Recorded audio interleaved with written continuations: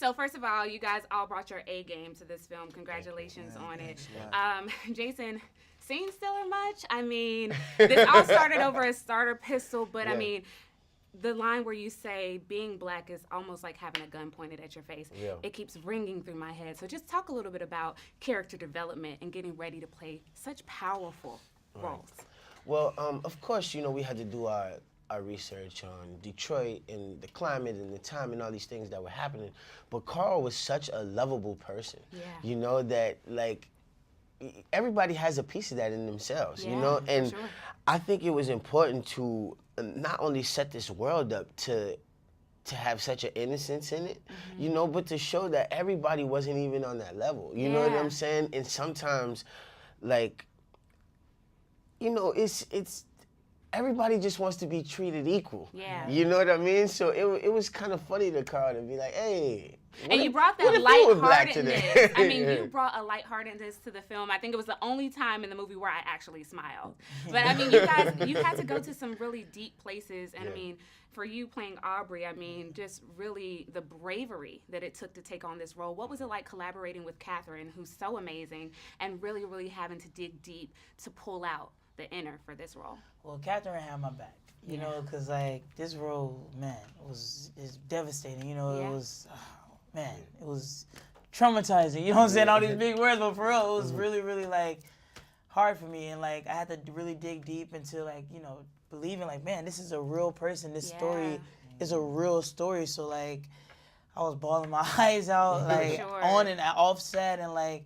I just know Catherine was always there for me, like asking, "Are you okay? Like, can we cut? Maybe you need some water. You good?" So she was there to help me and like, you know, give me a smile again, like, thank you, Catherine. I really appreciate it. Then I had to, you know, jump right back in. So yeah. For sure. And for you, Leon, I mean, we all know you from different projects you've worked on before, and then also being an amazing musician and songwriter. So getting a chance to play, you know, one of the iconic dramatics, what was that process like for you? I see you cut your hair. Awesome. I mean, you went all the way in with this role, and just talk about that. I really committed for this process, you know, knowing that I was dealing with Catherine Bigelow. I wanted to bring my A game. You know, we had to learn a lot of songs on set, day of, a lot of the times, and you know, we were really focused on making sure that we kept it as authentic as we could with the kind of singing we were doing. We were trying to steer away from any Boys to Men runs, you know, keep it locked in with the you know the climate of the culture at that time. But I'm just thankful to be a part of this,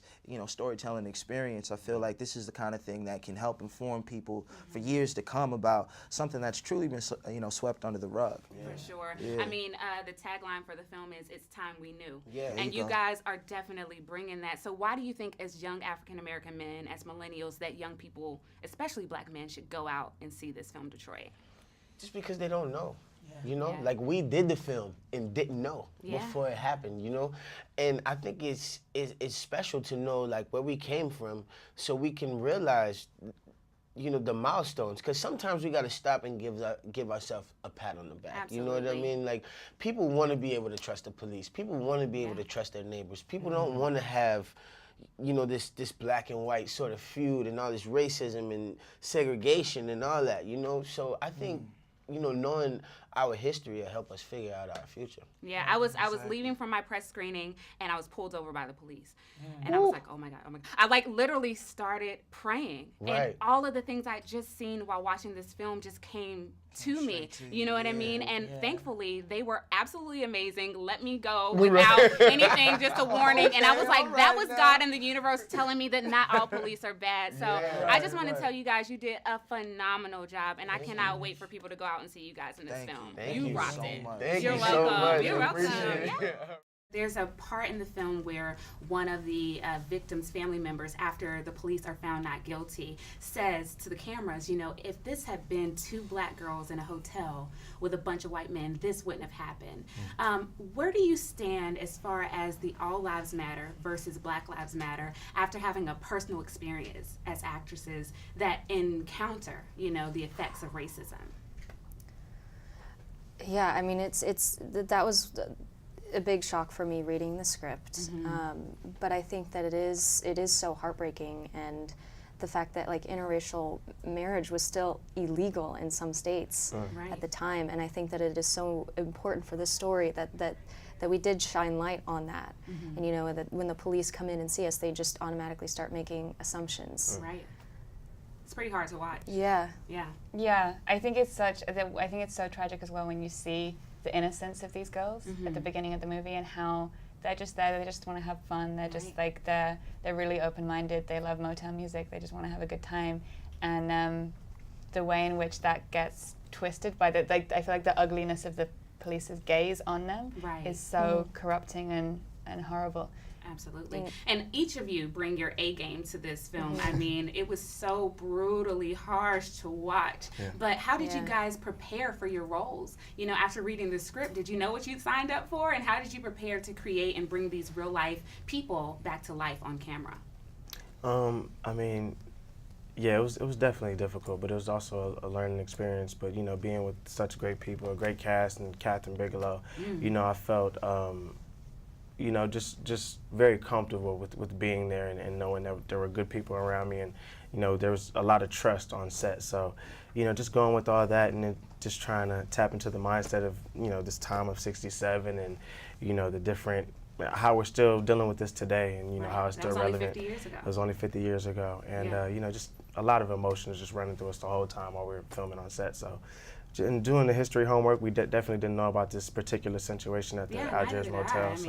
It was all new. It was new to you guys too? Yeah, it was eye-opening. I mean, knowing about the Watts riots and, you know, the Detroit, but this particular situation and everything that happened at the magnitude it did was crazy. So to be able to bring that to light on a big scale, and it's going to be amazing and start a lot of conversation, I think, which is important. For sure. Peyton, your character literally broke my heart. Like, I'm going to tell everybody that goes to see this film, like, take a box of tissues with you. Like, there were moments where I had to turn away and close my eyes. And even walking out of the theater, I thought about your character, and it was just heartbreaking, you know what I mean, to know that you were in a position where you couldn't do anything. So why do you think that it's important, especially for millennials, to go out and see this film, to see a piece of our history? I think it's important because, like, we haven't got a chance to, like, actually really talk about it. So, like, as we all in this room didn't really know about this situation, so we don't know what these kids went through. So you can go out there and say, like, I can go out there and say, like, oh, I wouldn't be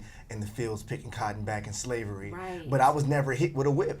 Exactly. So, you know, I can't say I would have reacted, or I would have stood up to the police during the Detroit riots or the rebellion, because I wasn't there. So I thought it was cool. Like, it meant a lot to me to, like, to tap into that, and I think that, like, our generation needs to see that. Yeah. That although you think you're big and bad, like, just think, if I know our world's not perfect, but just to think if you were in that time. Right. And so if we're going to change, we have to. You know, we have to realize it and start sparking conversation and begin hearing people, you know? Yeah. And I mean, all of you guys are, you know, not necessarily new, because we've seen you, Game of Thrones and different things, but what do you think is the importance of signing on to stories and projects like this in 2017? Because even though this happened 50 years ago, it's still very relevant today. We still see a lot of police brutality. And as artists, you know, I feel like it's our responsibility to use our platform. So why do you guys feel that it's important to continue to sign on to projects such as this? It's a must. Yeah, I think it's I feel like the whole reason I care about art, both as an audience member and as an actor, is because it can affect change, hopefully, and make a difference to the way people feel about the world that we live in. And I think we all want to work on projects that mean something to people and that have that relevance to the present day as well. Yeah. You know, Julie's people are going to see this. Trayvon Martin's people might see this. Tamir Rice, Philando Castile, Sandra Bland, like, all these people are going to see this, and, like, that's going to mean something to them, because I feel like they're going to be able to connect to that. Like, this was, like, my baby, and this is what my baby went through. Right. So, you know, I feel like that alone is, like, enough for me to do it. Yeah, for sure. Well, the film's tagline is "It's time we knew." So I'm glad that you guys, you know, stepped up to play these roles. They're dynamic, amazing job, and I can't wait for people to see August you guys 4th. in this film. Appreciate it. August 4th. August 4th. August 4th.